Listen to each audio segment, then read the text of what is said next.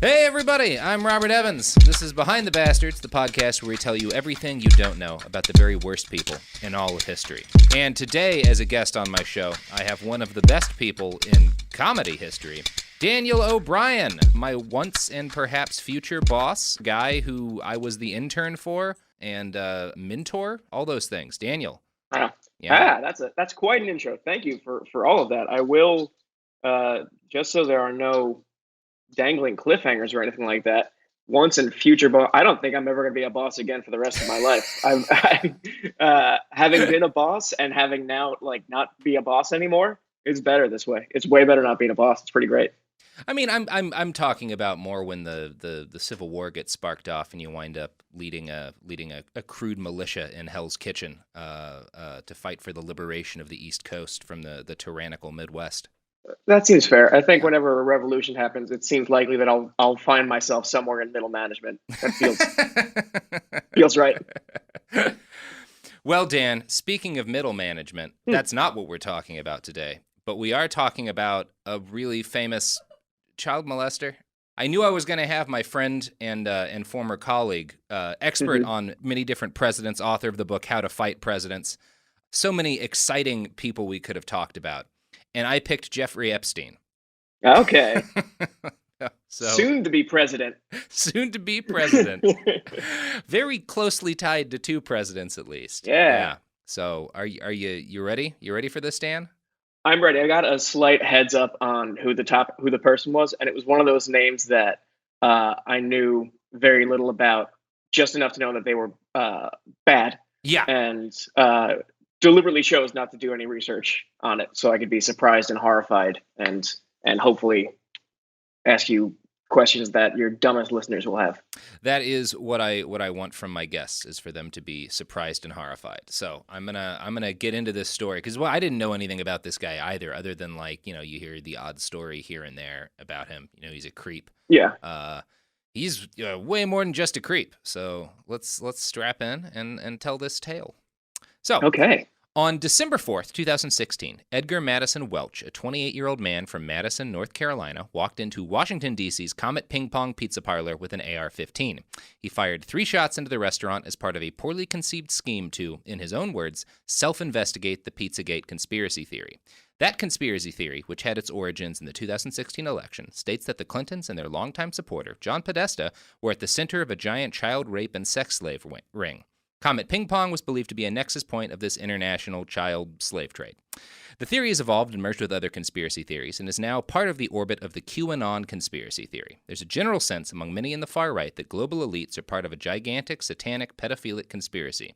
They are wrong about that, but they aren't 100% wrong about the idea that an alliance of powerful people are having sex with underage individuals, because that totally happened, and today we're going to talk about the man who's at the nexus of a real, honest-to-God, global child molesting conspiracy. He has nothing to do with Comet Ping Pong or John Podesta, and his victims were teenagers and not the little kids that the Pedogate conspiracy theories tend to focus on. But yeah, today we're talking about Jeff Epstein. So okay, that's a journey of an introduction there. Yeah, I found a QAnon flyer on my run today before coming in this morning. So I've had this conspiracy theory about child molesting global elites on the brain. Sure. I mean, that's bound to happen. Yeah. December 4th. Bad date. Not a good date. What else happened on December 4th? Is that a real question? Yes. You, me, and 25 of our closest friends and coworkers. Oh my God. You're right. That was December 4th. I mean, not as bad as the shooting the pizza place thing. But December 4th. Bad date. No one died in that shooting, so I'm going to say is bad. Okay. We all lost health care. Oh, boy. It's good to laugh now. It's good to laugh now. I had forgotten the date because of all of the drinking. Oh, sure. So, Jeffrey Edward Epstein was born on January 20th, 1953, in Brooklyn, New York. Brooklyn! Yeah, not the proudest son of Brooklyn. His wiki currently describes him as an American financier, science and research philanthropist, and registered sex offender. Hey. Really? I have some notes on how Wikipedia orders things. Sex offender in the middle or first? I want it first. I think I want it first. I think you start with research philanthropist, sex offender, financier, science philanthropist. Yeah. That's my order. I don't want them trying to like make me like him, you know? Like the sex offender thing, people are going to they're not going to like that. So how can we soften this blow before they get there? Oh, yeah. Philanthropist. That's a broadly good word, right? Yeah. Philanthropist and rapist. So, Epstein was raised in Coney Island. The Guardian describes him coming up in a tough Brooklyn neighborhood. I'm not sure if that's how you describe Coney Island now, but that's how it was at the time, apparently. According to a Vanity Fair article I read, he and his family were kind of solidly middle class. His father worked for the city's parks department. His parents saw education as the way out for Jeffrey and his brother. They put him in piano classes at age 5. He was a bright student, graduating from Brooklyn's Lafayette High School with fantastic grades in mathematics and science. From 1969 to 1971, Cohen started taking college courses at Cooper Union, focusing mostly on physics. He left for NYU's Courant Institute after that and took classes on the mathematical physiology of the heart. Epstein was clearly smart and very interested in a variety of obscure scientific and mathematical disciplines. He never quite found a subject he could focus on for more than a year or two at a time, though, and he left Courant Institute without getting a degree. So far I'm on board. That's so far pretty good, although I question his parents. Like, I agree that education being the way out of poverty and into a better life, or one of the ways, but still question, like, you're on that track. Education is going to save our son. Let's also throw him in piano lessons like that. Like, how many famous rich piano players are there? Still just the 3? It's still just Elton John and 2 guys I can't name. Yeah, Billy Joel and Mahershala Ali's character from Green Book. Is that? I feel bad that I forgot Billy Joel. You should feel bad. I should feel bad. I unironically love Billy Joel. No, I mean, so do I, man. It's Good Night Saigon's a great-ass song. You should get him as a guest on this show. I would love to have Billy Joel as a guest on. He's Antifa now, if you didn't hear the interview. Is that really? Yeah. He did an interview with Vice after the Charlottesville March where he was like, I don't understand why more people aren't hitting Nazis. Oh, fuck yeah, Billy Joel. Yeah, he's great. Okay, so in his early 20s, Epstein got a job teaching physics at the Dalton School, a Manhattan private school. He taught physics and math to the children of the rich and powerful. A number of fawning articles from before Epstein's crimes were public knowledge gave glowing accounts of his mysterious backstory. One of those fawning articles was published by New York Magazine in 2002. Its title, The International Money Man of Mystery, gets across how Epstein was generally viewed. Here's how it described his transition from high school teacher to financier. By most accounts, he was something of a Robin Williams and Dead Poet Society type figure, wowing his high school classes with passionate mathematical riffs. So impressed was one Wall Street father of a student that he said to Epstein point blank, "What are you doing teaching math at Dalton? You should be working on Wall Street. Why don't you give my friend Ace Greenberg a call?" So, what year did you say this was? This is, it's kind of unclear, but it's like 1975, 76 when this is happening. Okay. Yeah. So Ace Greenberg was a senior partner at Bear Stearns, who you may remember from the whole that time the economy collapsed. Mm-hmm. Yeah, they were bad time. Yeah, pretty big part of that. Now Greenberg was a legendary trader in his own right, and has long made it clear that he basically famous for picking out what he described as like hungry and brilliant guys. So he liked finding like poor, smart people and then giving them jobs in trading because he figured that they do better than like rich kids, which is probably a good strategy. And it worked out for Epstein. In 1976, he joined the firm. He started off as a junior assistant to the floor trader at the American Stock Exchange. And according to most accounts, his ascent was rapid. New York Magazine quoted former Bear Stearns CEO Jimmy Kane as saying of Epstein, "He was not your conventional broker, saying buy IBM or sell Xerox. Given his mathematical background, we put him in our special products division, where he would advise our wealthier clients on the tax implications of their portfolios. He would recommend certain tax advantageous transactions. He's a very smart guy and has become a very important client for the firm as well." So, most coverage of Epstein's rise to power and wealth are vague about his time at Bear Stearns. They just say he rose quickly and then left suddenly a couple of years later to found his own company. Now, Vanity Fair published a much better article on Epstein in 2003, which did a more thorough job of investigating his backstory. According to that reporting, his rise at Bear Stearns was literally the opposite of meteoric. It looks like Epstein was forced out of the company as part of an insider trading scandal in March of 1981. Several Italian and Swiss investors were found guilty, and the SEC questioned Epstein over the matter. It's kind of unclear exactly how he's involved, but he resigned one day after the violation occurred. So yeah, that's the real story of his time in Bear Stearns. That's good. I like when crimes sort of line up with my level of understanding them, where everyone is like, we can't figure out what kind of crime you did, but it's bad and you have to go away now. Yeah, we're all certain you're guilty of something with money. Get out of here. You did something you shouldn't have. He had to pay a $2,500 fine, and it's really unclear to me exactly what he did. It's one of those things where I've read like 3 explanations of it, and I'm like, okay, finance crime. This is a lame finance crime. Okay, got it. Now, for years up until about 2005, the reporting on Epstein mostly focused on his utter brilliance as a financier. That Vanity Fair article was titled The Talented Mr. Epstein. The introduction to the New York Magazine article was even more fawning. So this is the introduction to Jeffrey Epstein, international money man of mystery. He's pals with a passel of Nobel Prize-winning scientists, CEOs like Leslie Wexler of Limited, socialite Ghislaine Maxwell, and even Donald Trump. But it wasn't until he flew Bill Clinton, Kevin Spacey, and Chris Tucker to Africa on his private Boeing 727 that the world began to wonder who he is. So do we need to, just by association, do we need to look into Chris Tucker? There's something we should be looking at. We might need to look into Chris Tucker. We definitely need to look into Kevin Spacey. Yeah, I mean, that's like, I know right now that plane is full of mostly monsters and Chris Tucker. And so I just is poor Chris Tucker just some guy who got caught up with some bad people? Or is he like, this is my crew.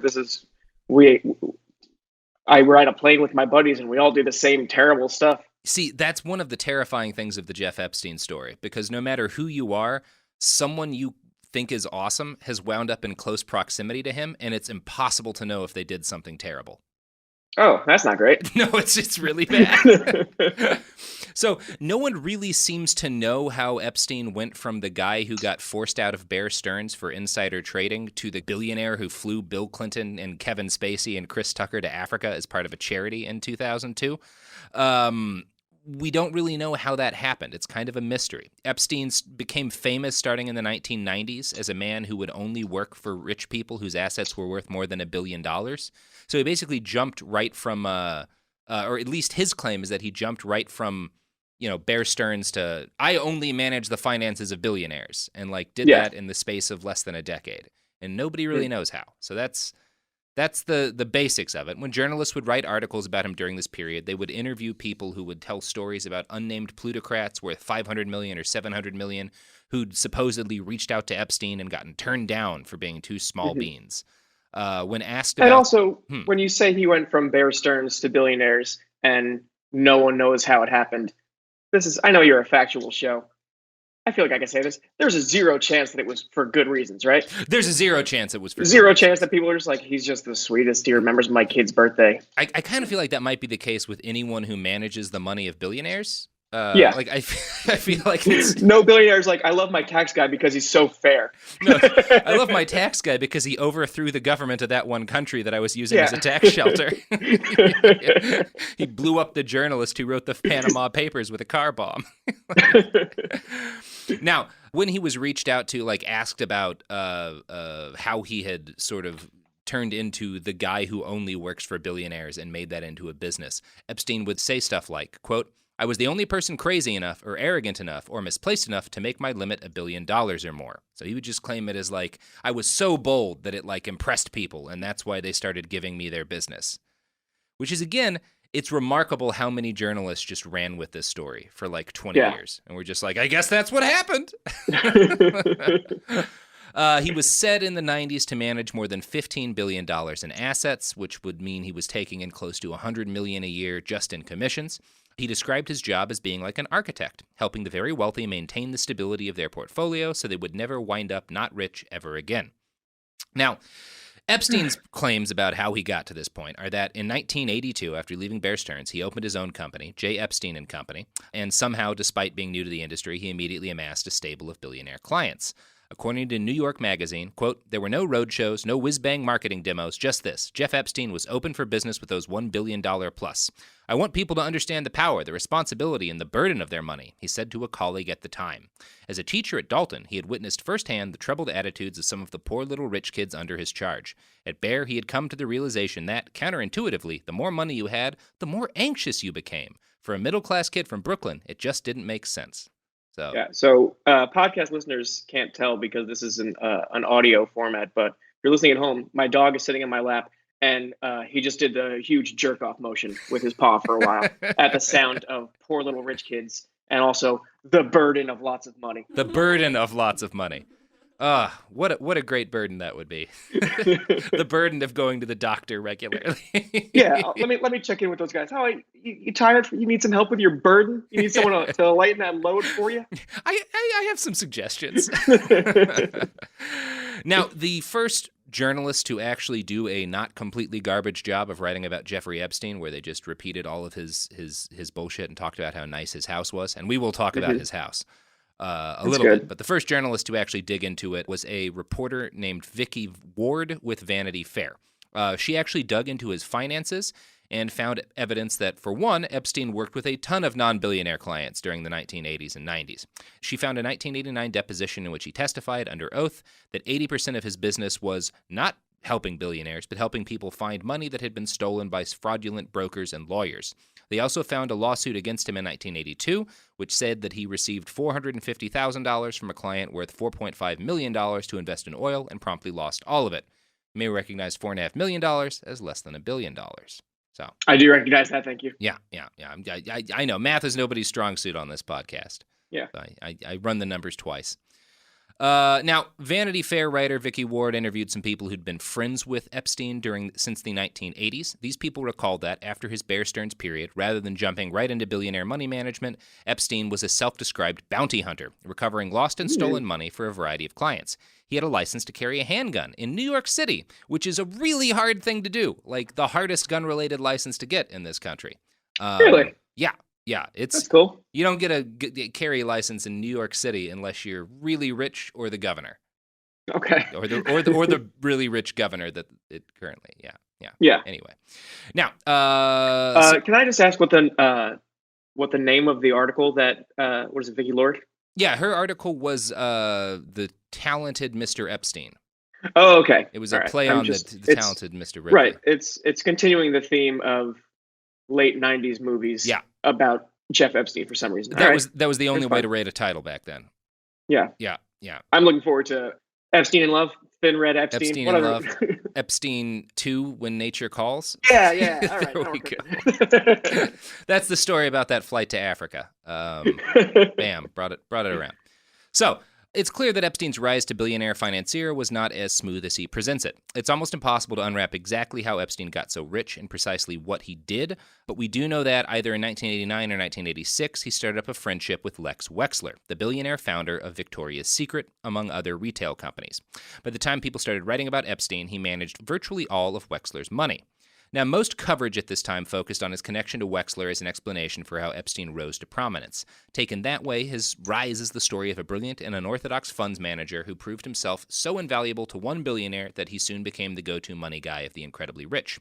But there is no hard evidence that this is the case either. Even Epstein's friends at the time, including Tiffany & Company CEO Rosa Monckton, admitted that there was something strange about Jeffrey's background. So this is what she told Vanity Fair. Quote, "He's very enigmatic. You think you know him, and then you peel off another ring of the onion skin, and there's something else extraordinary underneath. He never reveals his hand. He's a classic iceberg. What you see is not what you get."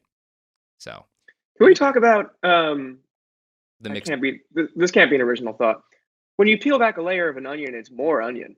It is more onion. It's never a surprise. It's the same thing. Never like you don't peel an onion and it's like there's seeds and fruit in here. It's just more fucking onion. Well, Daniel, I don't know. Sometimes you peel back an onion and you find an iceberg. Okay, yes. And then behind that iceberg is a different hand of poker. Right, yeah. This horse is just the tip of the onion. I get it. Part of why Epstein was able to remain so enigmatic may have been the fact that he threatened the journalists who wrote about him. That is at least the allegation made in Vicky Ward's Vanity Fair article. She notes that a reporter she talked to told her that they were threatened 3 times during the preparation of a piece. The threats, quote, were delivered in a jocular tone, but the message was clear. There will be trouble for your family if I don't like the article. I'm not really sure how you deliver that in a jocular tone. Yeah. Like a slap on the back and I'm going to kill your wife. Your daughter's name's Susan, right? Weird how I know that. I'm not Look at these pictures of her school. People who view Epstein as a financial genius tend to say that he was made by Wexler. Epstein, for his part, is too prideful to give any one person credit for his rise. He claims he had other rich accounts that he managed before being put in charge of Wexler's fortune. But Vanity Fair found another Epstein connection that suggests a somewhat less savory jumpstart to his fortune. Stephen Jude Hoffenberg met Jeffrey Epstein in London at some point in the 1980s. Hoffenberg was the head of the Towers Financial Corporation, which was, on paper, a collection agency that bought debts people owed to hospitals, banks, and other institutions. In reality, the company was a gigantic Ponzi scheme. Hoffenberg used the company funds to pay off early investors and buy himself mansions and homes, as well as a small fleet of jet planes. When Epstein and Hoffenberg met, the former had been running a small consulting company out of his apartment. He'd just been ousted from Bear Stearns and, in Hoffenberg's words, was getting into trouble. Hoffenberg hired Epstein on as a consultant. At the time the Vanity Fair article was published, 2003, it was unclear exactly what Epstein did for Tower Financial. But what is clear is that the SEC came down on the company hard. Hoffenberg was charged with running a $450 million Ponzi scheme, one of the largest in American history, and was sentenced to 20 years in prison. He has more recently claimed that Epstein was behind the entire Ponzi scheme and was in fact the architect of it, but somehow managed to escape prosecution. But that's only in the last year or two. So okay. Seems like he made his money from a pyramid scheme. Yeah, a Ponzi scheme. That's fine. At a certain point, when you're dealing with lots and lots of money and people with no conscience, I can't even understand the crimes that they're doing anymore. This person took a lot of money from a lot of other people and lied to people, and there were jets and planes and consulting, and it was like, okay, yeah, money, crime. That's fine. I will never make enough money to either commit one of these schemes or be taken in by one of them. Mm-hmm. So I feel I'm protected there, but it's just again, same thing with Bernie Madoff, where I'm just dimly aware that he did a bad thing, but I can't, if you put a gun to my head right now, it was give me a 5-paragraph essay on Bernie Madoff's crimes. And if this was all, he was just a guy who became a billionaire because he did some insider training and ran a Ponzi scheme and then lied about how he became a billionaire, he wouldn't be interesting. But the fact of the matter is that Epstein, there was something else going on in this entire period. That may be even. Are we going to get into this philanthropy now, or what? yeah, we're talking philanthropy. So we're going to talk about Jeffrey Epstein's sexual crimes and how they may be tied to the gigantic and possibly inexhaustible fortune that he still maintains to this day. But first, it's an ad pivot, Dan. Oh shit! Yeah.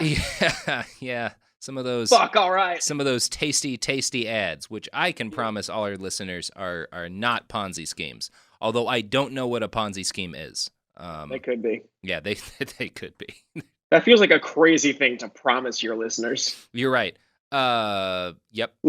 I believe that you spent 2 weeks reading International Money Man of Mystery and doing lots of research for this episode. I don't believe that you thoroughly vetted a belt company that's going to advertise on the podcast. So let's not attack the belt companies, Daniel. No, I mean, I don't know what a Ponzi scheme is. That's all I can say. Oh boy, this ad pivot has gone off the rails, Dan. Yeah. Products.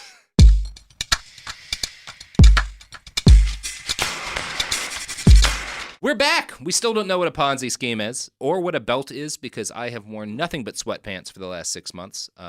Sick. That's true. Yeah. Sophie's shaking her head because she has not seen me in another pair of pants. Every year or so, I find a pair of sweatpants that looks just enough like real pants that I feel like I can get away with wearing them every day, and then I do. Yeah. They don't. I know everyone knows I'm wearing pajamas, but... Yeah, I don't think I've seen you in sweatpants. I've seen you in pajama pants, and I've seen different weird pants. You got a bunch of weird pants. I do. That I find alienating. Yeah, eccentric pants. That's me. I've had a number of those. Yeah. Well, we all go through stages in our lives. Nope. You had that whole sleeveless shirt period. Yeah, it was hot.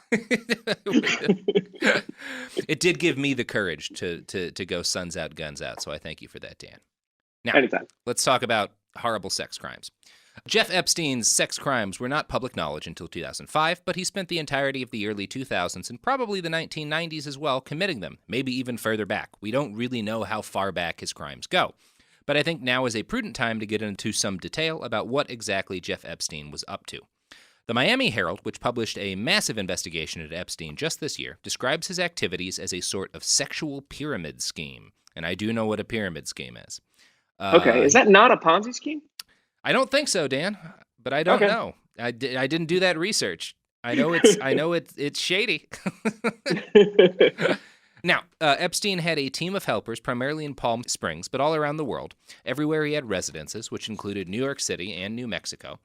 These helpers would find young women that they could bring back to one of Jeffrey's various mansions. And then, well, here's a helpful summary of the scheme by the Washington Post. Quote, Epstein, with the help from several female assistants, would recruit underage females to travel to his home in Palm Beach to engage in lewd conduct in exchange for money. Some went there as many as 100 times or more. Some of the women's conduct was limited to performing a topless or nude massage while Mr. Epstein masturbated himself. For other women, the conduct escalated to full sexual intercourse. Now, that's a decent high-level overview, but I want to correct one thing, which is that most of these people were not women. They were girls. The majority of them were under 18. At least that's what it seems. We don't have, exact evidence, but most of the people that the police and the FBI later talked to were like between 12 and 16 when he started. Jesus. Yeah. So I do think it's important that we bring in some of the human stories of the individual young girls who got caught up in this mess. The story of Virginia Roberts is a good case study. Like many of the literal children that Jeffrey Epstein targeted, she had a hard childhood. At age 11, she'd been molested by a family friend. By age 12, she was, by her own recollection, smoking weed and skipping school. By age 14, she was living on the street. Her family was shit, and she had very little support. She wound up in the clutches of a 65-year-old sex trafficker named Ron Eppinger. She was abused and pimped out for months until Eppinger was indicted in 2000. Virginia traveled back to West Palm Beach and reconnected with her father, who worked as a maintenance man at Donald Trump's Mar-a-Lago resort. He got her a job as a locker room attendant at the spa. That very summer, 16-year-old Virginia Roberts met Ghislaine Maxwell, a British socialite and heiress to one of Britain's great fortunes. Ghislaine happened to be a longtime friend of Jeffrey Epstein. Ghislaine offered Roberts the opportunity of a lifetime, get paid to learn to become a massage therapist at the home of a wealthy billionaire, Jeffrey Epstein. That Vanity Fair article about Epstein, written the same year all of this happened, but way before his sexual crimes were public knowledge, described the relationship between Epstein and Ghislaine Maxwell this way. Quote, Epstein is known about town as a man who loves women, lots of them, mostly young. Model types have been heard saying they are full of gratitude to Epstein for flying them around, and he is a familiar face to many of the Victoria's Secret girls. One young woman recalls being summoned by Ghislaine Maxwell to a concert at Epstein's townhouse, where the women seemed to outnumber the men by far. These were not women you'd see at Upper East Side dinners, the woman recalls. Many seemed foreign and dressed a little bizarrely. This same guest also attended a cocktail party thrown by Maxwell that Prince Andrew attended, which was filled, she says, with young Russian models. Some of the guests were horrified, the woman says. So that's what people knew before the sex crimes were common knowledge. Jeff Epstein likes really young girls. There's always a lot of young women at his parties.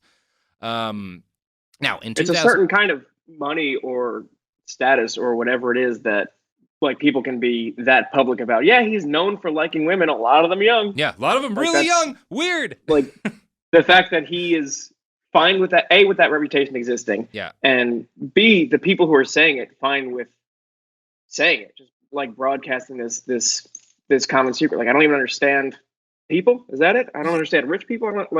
I would not like to have a reputation. Like even like if they're like take the young part out of it. Yeah. People were like, oh, Dan, I know. Here's what he is known for loving women. It's like, no, I'd rather not be known for that. I'd much rather like, Dan, oh yeah, glasses, runs a lot.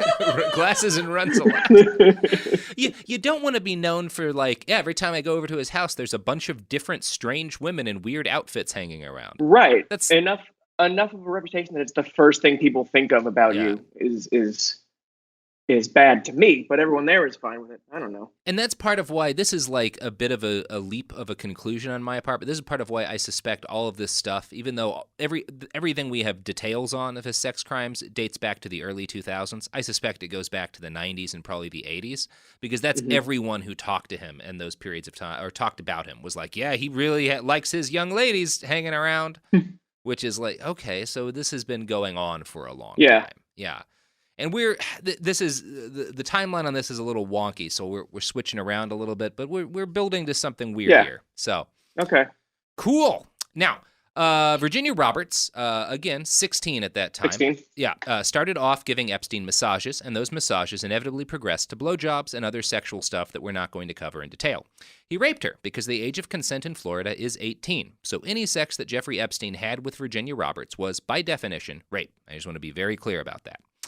Epstein's pattern was remarkably consistent among the dozens and dozens of girls he abused. According to the Miami Herald, quote, most of the girls said they arrived by car or taxi and entered the side door, where they were led into a kitchen by a female staff assistant named Sarah Kellen, the report said.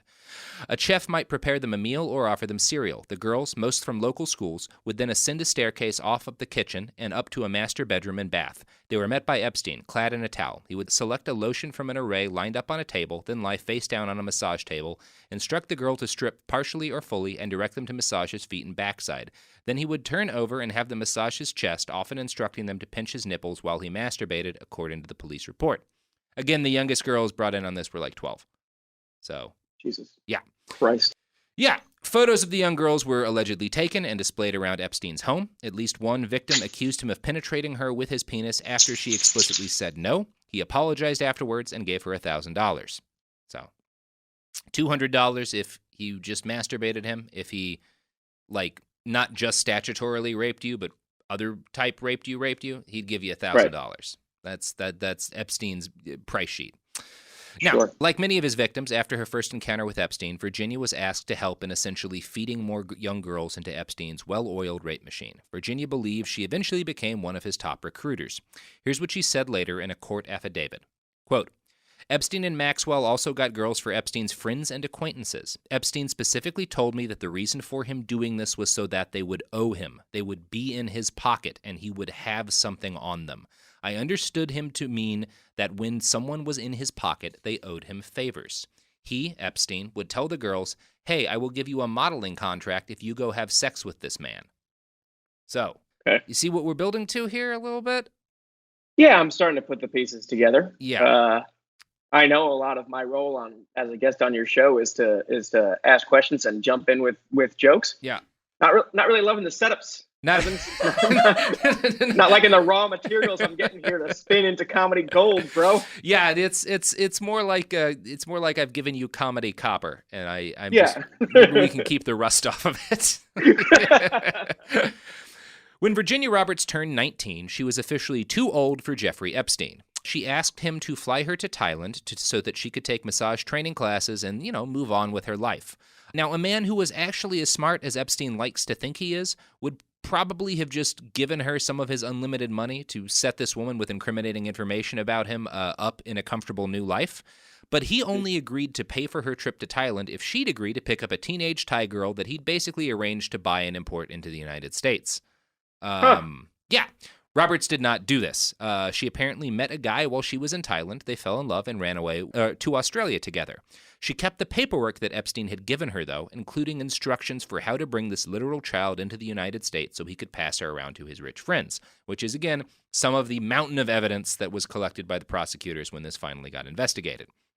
Now, it's impossible, again, for us to know how much of this was going on in the late 80s or the 1990s during Epstein's rise to power and prominence. But if you assume it goes back a long way, well, a lot of awful things Vanity Fair found that were just sort of baffling at the time make an awful lot of sense now.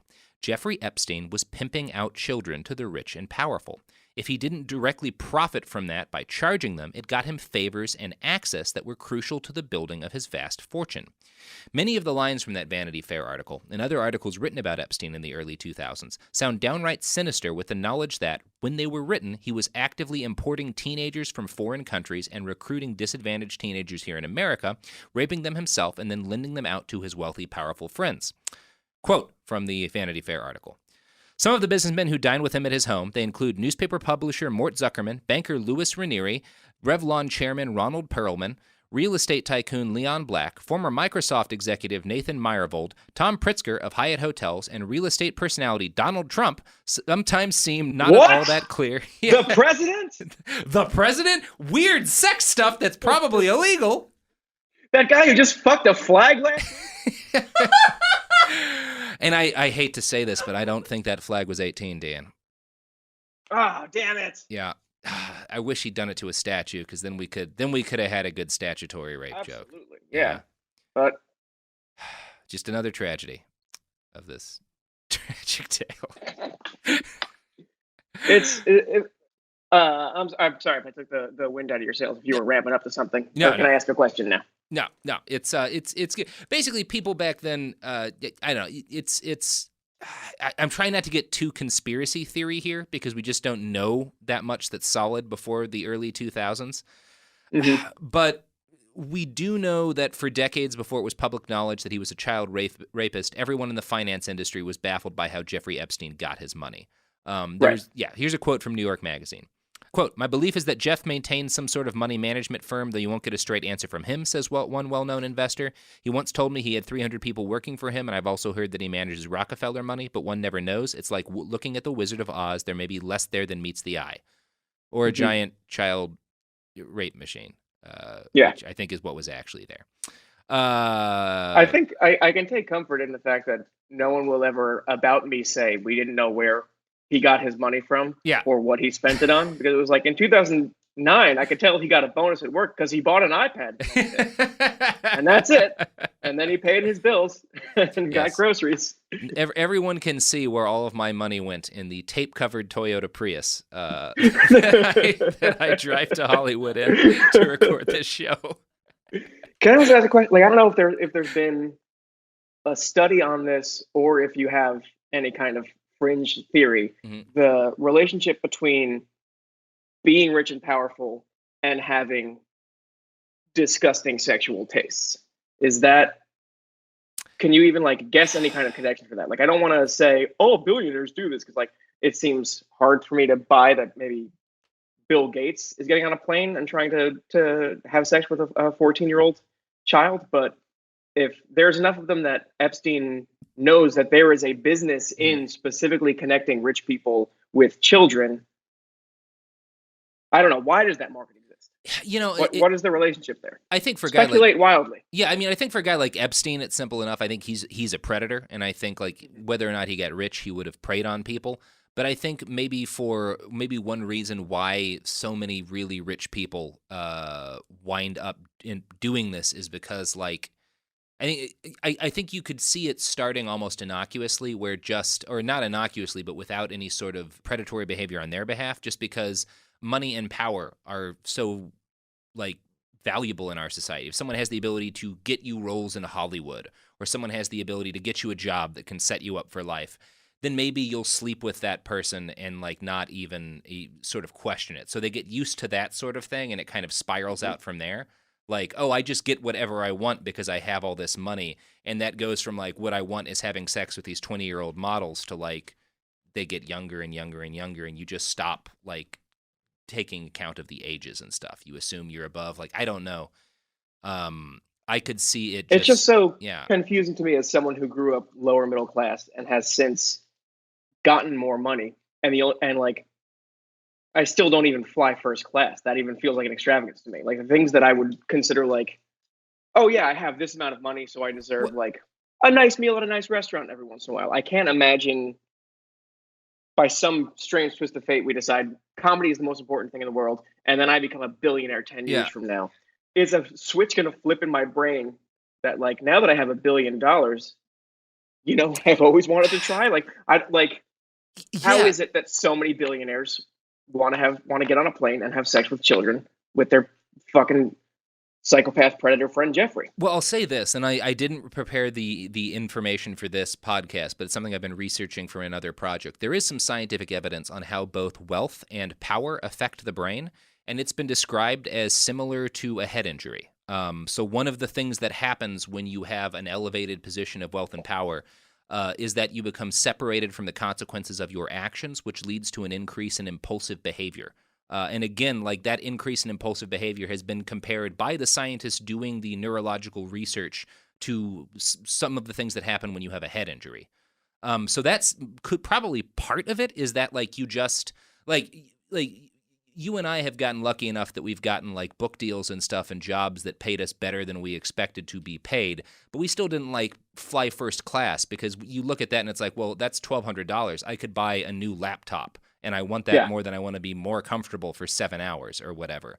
Someone who has billions of dollars, money's not a thing. And so like that, it just sort of like, I think it just warps your perspective on everything over time, as does power. And so like you don't, like I'm going to guess a lot of these people, like this is one of the things where like, one of the many things where like the QAnon people and the Pedogate people get it wrong, is they assume all these people want to fuck literal children.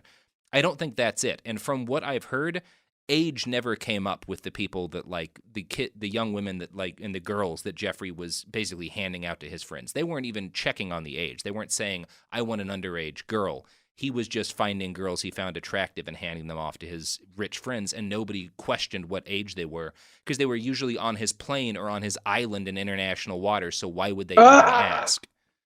Like, I think that's what it is more than anything, is this, like, knowledge that you'll never be accountable for your actions, whatever they are. And also, because you're so rich and powerful, like, nobody asks you, they just bring you things, right? Like, that's kind of how it is. It's like at the Oscars, you get a box of fucking iPads or whatever that you don't even give a shit about, because it's like, well, it's $30,000 worth of free stuff because that's what everyone gets at the Oscars. But, like, we're all rich. Nobody cares. Like, yeah. It's a different world. And it's a world where it's easy to accidentally, or maybe not accidentally, maybe a lot of these people were like, hey, Jeffrey, do you have any 12-year-olds? I don't know. Right. I'm going to guess it was probably a mix of the two, depending on who you're talking about. So hopefully Chris Tucker, and they weren't all children, so even if Chris Tucker had sex on Epstein's creepy plane, maybe it was with an adult, trying to give Chris Tucker the benefit of the doubt here. I am too, just because I don't. Yeah. I've heard nothing bad about him. Yeah, exactly. Now. And that was a charity flight. So maybe that one was one where he didn't do anything shady. But we will talk about that more. It could have been a case where like he got there and did charity. Yeah. And was like, Bill Clinton, Kevin Spacey, why are you guys so disappointed? We were here for charity. Yeah. What did you think was going to happen? Really bummed. The champagne was great. Oh, speaking of champagne, Daniel O'Brien, it's time for an ad break, and maybe that ad will be for champagne. And I don't know what I bet it's fucking Mario Lopez talking to you about weird stuff. Mario Lopez with his dead eyes. Can we say that, Sophie? She's saying we can't talk about Mario Lopez's dead eyes. Mario Lopez's lively, lust-filled heart? Ads!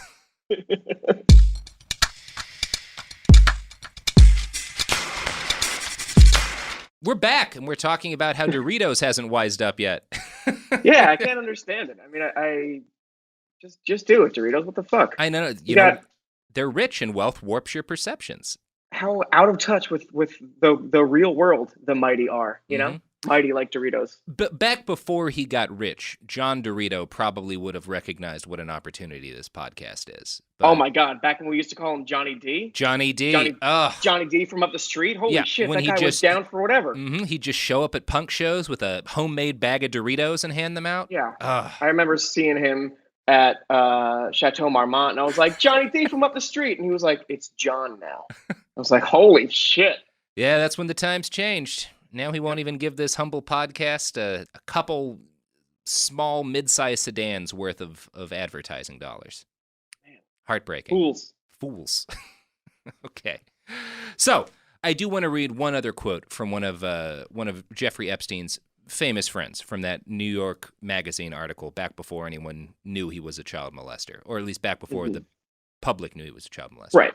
Quote, if you talk to Donald Trump, a different Epstein emerges. I've known Jeff for 15 years. Terrific guy. Trump booms from a speakerphone. He's a lot of fun to be with. It is even said that he likes beautiful women as much as I do, and many of them are on the younger side. No doubt about it, Jeffrey enjoys his social life. The president. The president of a whole ass country too. Yeah, of a whole ass country, talking at a time when we know for a fact Jeff Epstein was essentially pimping out teenagers. Yeah, and forgive me again. When was that interview conducted? 2002. 2002. Okay, so even that is strange to me that anyone listening to him when he's like, oh, rumor has it he likes women as much as I do, and some of them young. That no one jumps in to be like, what do you mean what by do you young? mean? What do you mean some of them young? Yeah. Why would you specify that? It. Why don't let's instead of me just passively writing down what you're saying and be like, he boomed from a speakerphone, just like a single follow-up question of like, how young? Yeah. Guy? Well, given our society's focus for like men on being like smooth and good with women, I could see someone being like, "Oh yeah, Jeffrey, he loves the ladies," but then like saying not just he loves the ladies, but and they're really young. Yeah, yeah. Just Googling like 2002 movies to see what we were talking about or thinking about at the time, to see if there was any like teachable moments. Like, oh, it's 2002, blank movie came out. And we all learned that it's bad for old men to creep on young women. That was the message of the first Spider-Man movie, right? Yeah. Yeah, more or less. Nothing. I don't know. Donald Trump is not the only president of the United States who spent a lot of time with Jeffrey Epstein. Bill Clinton spent at least as much time and logged even more flights with Epstein on his private plane, which some have dubbed the Lolita Express. Epstein's hold on, Googling to find out if there's another Lolita who's famous, and maybe it was Nick. Nope, just the one. Just the one famous Lolita. Just the one famous Lolita. Yeah, it's not based on anything. Just a fun nickname. Now, Epstein's pilot's logbooks are public domain now, thanks to some of the many, many civil lawsuits around his crimes. Gawker put together a pretty good write-up over how Slick Willie fits into all of this. They note that Clinton rode on Epstein's plane at least 11 times between 2002 and 2003. Okay, what are the on-paper reasons for riding on Epstein's plane? Oh, is it always going somewhere for charity, or is it, or? It's sure not, Dan. Like, it's sure not. What is he telling people? I'm getting on this plane again. What is his out loud reason? He's not giving an out loud reason. So here's what we have. Quote, in January 2002, for instance, Clinton and his aide, Doug Band, and Clinton's Secret Service detail are listed on a flight from Japan to Hong Kong with Epstein, Maxwell, Kellen, and two women described only as Janice and Jessica. 1 month later, records show, Clinton hopped a ride from Miami to Westchester on a flight that included Epstein, Maxwell, Kellen, and a woman described only as one female. Okay. Yep. Now, I should... And, like, no one asked, like, hey, Bill, how was Japan? Nope. What'd you get into there? Any scraps? I found... He just flies around on this plane and doesn't explain himself. He flies around on this plane with Jeffrey Epstein, the two people who are named in multiple court documents as procuring women for Jeff Epstein and the people that he pimped those women out to, or girls out to, and unnamed women. Okay. Yeah. Seems pretty bad. Seems pretty bad. Seems like a real bummer, Evans. Bill Clinton might have done something really bad. Now, that 2002 New York Magazine article we've been quoting from was written because, again, Epstein had just made the news for flying Bill Clinton, Kevin Spacey, Chris Tucker, Gail Smith, who wound up on Obama's National Security Council, to Africa. Now, on that 2002 flight, Epstein's guests were all accompanied by Chante Davis. She's one of the 27 women listed in Epstein's Black Book, which also got out through a court case under the heading Massage California. He had 160 names listed as massage artists in 6 different locations. Many of those women were underage. But, for Chris Tucker's sake, Chante was not. She was 23 at the time of the flight. So it is possible that even if some prostitution went down on that flight, it was not necessarily anything terrible. On that specific flight, when contacted, Chante did not have much to say. So it's possible that Chris Tucker, Gail, and Kevin Spacey were just using this plane because Epstein offered it very publicly to help out a charity. It's possible that if they did have any sex, it was with, an adult prostitute. But when it comes to the case of Bill Clinton, it's a lot harder to exonerate him because 11 times is a lot of times to fly on Jeffrey Epstein's plane with unnamed women. Yes. Yeah. I don't even really think we need to litigate Bill Clinton. He sucks. Did you do a Bill Clinton episode yet? No, but he sucks. We should do a Bill Clinton episode. We'll get to it. There's a long list. Now, The one upside to the whole horrible Jeffrey Epstein saga is that he might actually be something we can unite the country behind, because no matter who you are and no matter how you identify politically, someone you admire rode on Jeffrey Epstein's plane and may have raped a trafficked child on it. Other Epstein frequent flyers include Alan Dershowitz, the lawyer who regularly defends Trump on TV, defended Epstein in court, and is accused by name of having sex with an underage child prostitute. Naomi Campbell. I mean, if you were trying to prove that one of my heroes rode on this plane and you started with Alan Dershowitz. He was just an A name, Dan. Give me a second. Okay. Naomi Campbell, the former supermodel and businesswoman. Former Treasury Secretary and Harvard President Larry Summers. Steven Pinker, the Canadian popular psychologist and author of such best-selling books as Enlightenment Now and How the Mind Works. And Stephen Hawking. What? Yeah, Stephen Hawking. See, it turns out that Jeffrey Epstein had what the Telegraph called an island of sin. It's an island he owns in the Virgin Islands, Little St. James, unofficially known to his friends as Little St. Jeff. Hawking actually traveled there in 2006. The worst name. Yeah, it's a terrible name. And the women who have accused him of sexual trafficking say that a lot of the sexual trafficking happened on that island and that they were passed around on that island. And Hawking traveled there in 2006, a year after the first allegations against Epstein were made public. Epstein apparently paid to modify a ship so the 61-year-old physicist could take part in a cruise. Hawking is pictured on the island with several young but presumably adult women enjoying a barbecue. So, again, it's really hard to say. Maybe nothing bad went down with Hawking. It was really common for Epstein to hang out with physicists. He put tens of millions of dollars into research projects around the world. He also hung out and flew with luminaries in the field like Murray Gell-Mann. He was close to Martin Novak, a mathematical biologist and professor at Harvard University. Epstein put $20 million into Harvard University, much of it to support Novak's work. Vanity Fair talked to both of these guys back in 2003. Quote, "When these men describe Epstein, they talk about the energy and curiosity as well as a love for theoretical physics that they don't ordinarily find in laymen. Gell-Mann rather sweetly mentions that there are always pretty ladies around when he goes to dinner at Shea Epstein." So, I feel like if Hawking didn't, a lot of famous physicists probably had sex with underage people in Epstein's and even if island. Hawking didn't and had no interest in it. Yeah. If a couple of punks like you and me know these stories about Epstein, Stephen Hawking probably did. It was probably in the air at that point, and it's very easy to say or fucking to type, "No, I don't want to go on your plane." Like you don't have to go on the Lolita Express to Little St. Jeff. Yeah. It's very easy to not do that. It sounds so damning when you say it that way. I'm going to do it again tomorrow. You're not going to get on the Lolita Express to Little St. Jeff tomorrow. Every single day I make that choice. That's good to know. Now, one of the things that's most common in all of his pre-sex offender interviews is that Epstein would brag about his contributions to science, or at least the contributions of his money to science. Most of the reporting during the pre-sexual crime allegations period tended to portray him as an eccentric, mysterious genius. Here's another excerpt from that New York Magazine article. Quote, "But it is his covey of scientists that inspires Epstein's true rapture. Epstein spends $20 million a year on them, encouraging them to engage in whatever kind of cutting-edge research might attract their fancy. They are, of course, quite lavish in their praise in return. Gerald Edelman won the Nobel Prize for Physiology and Medicine in 1972 and now presides over the Neurosciences Institute at Loyola. Jeff is so extraordinary in his ability to pick up on quantitative relations," says Edelman. "He came to see us recently. He is concerned with this basic question. Is it true that the brain is not a computer? He is very quick." I found that really funny for some reason. Now, as smart as he may be, and that may be pretty smart, Jeffrey Epstein is not as smart as he thinks he is. It seems like, after who knows how many years of going after impoverished girls, foreigners, and previously trafficked kids, Epstein got lazy. He started targeting more and more girls from local high schools in Palm Beach, Florida.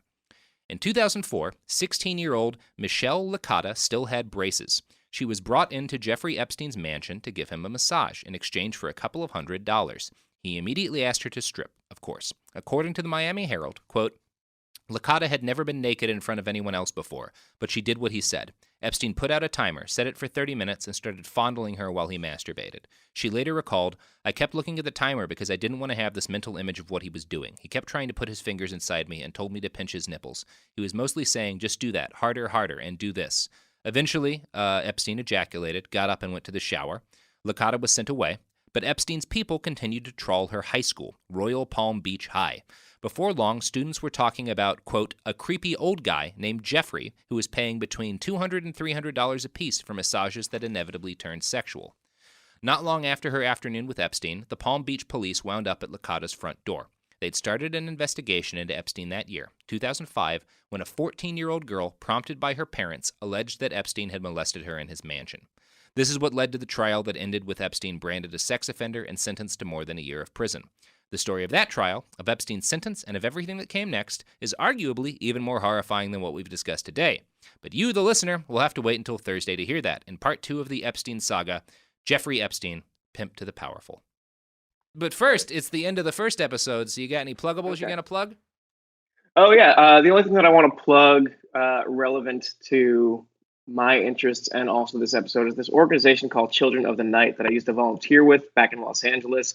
It's a privately funded nonprofit organization dedicated to rescuing children and young people from prostitution worldwide. You can find them at childrenofthenight.org. If you have some money to kick their way, they will always take it. Or if you yourself are in danger, they have a 24-hour hotline, and you can reach out to them, and they will find you, and they will save you from your situation if you happen to find yourself in this particular situation. And if you're not in this situation and you don't have any extra money to spend, but you do happen to live in the Los Angeles area, you can volunteer with Children of the Night through a company called LA Works and just show up there once a week to meet these amazing, wonderful, brilliant survivors and just play games, hear their stories, do arts and crafts, whatever you want. It's a great organization. You should do it. You should support them. You should. We all should. Children of the Night. That's a great plug, Dan. Yeah. You know, I pride myself on my plugsmanship, but that was the finest plug of the episode by far. So. Oh, thank you. Thank you. Well, I feel weird saying you should look up our T-shirts online. But if you go to TeePublic and look up Behind the Bastards, you can also buy a shirt. But you should donate your shirt money to Children of the Night. That's just. Sorry, Sophie. All right. I've been Robert Evans. This has been Behind the Bastards. You can find us on social media at @BastardsPod, Twitter and Instagram. You can find all the sources for this episode on BehindTheBastards.com. That's all the plugs I got for the end of this episode. Check back in Thursday where we will have even more horrifying things to tell you. I love about 40% of you.